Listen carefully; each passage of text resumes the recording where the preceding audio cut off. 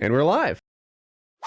Talking about cool kids, I was watching an episode of Hoarders. So I'm not, unlike you, Bruce, I am bad at video games. And so my most popular streams are me mocking reality shows or videos of people. And Hoarders is just the best for this. And every once in a while you come across a very high T child.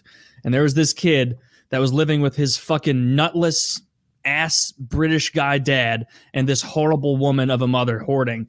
And he, as soon as like the people get there to be like, we're going to start cleaning up the hoard, this kid is like, he looks like he just got like a free Disneyland pass. He's so excited. And they're like asking him as he's doing it. And this kid's 5.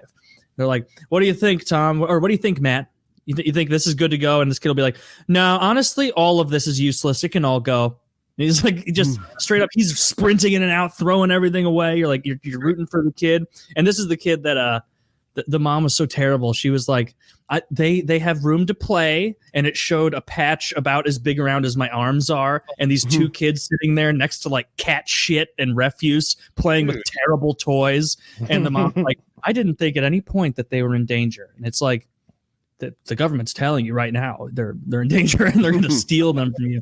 But yeah, it's so easy to hate the people in that show other than the kids and other than Matt Paxton. Matt Paxton's high T. I love when the government comes in and takes people's kids. Sometimes it is totally like when you hear that story of like the government's coming to take my kids, it's like, that's horrible. That's so sad. You look at some of these hoarder houses, it's like, dude, it's despicable that this hasn't happened years ago. Like, they're like, oh, yeah, my kids have never had a play date because they're too embarrassed to have people over. And the kid will be in the next scene like, can't have a play date, too embarrassed for people to come over. And it's like, that shouldn't be a thing for a 4-year-old. I would like, guess the children would be normalized to it.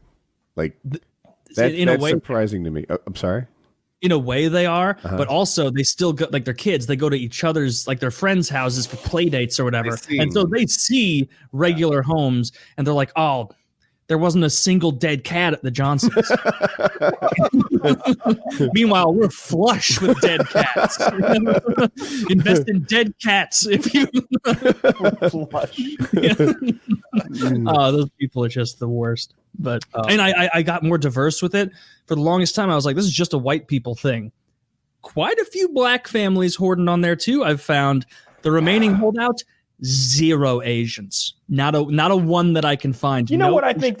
I think that's some sort of tomfoolery that the producers are pulling though, because I remember Cops used to have this thing where they were like, "All right, every night we can only do one black guy a night. You guys have no. Don't tell me you don't have footage of a white man committing a crime. You get it. You get me footage of a white man committing a crime. No, 2. They're like 2. 2 white men committing crimes? Yes. Well, when do you want it?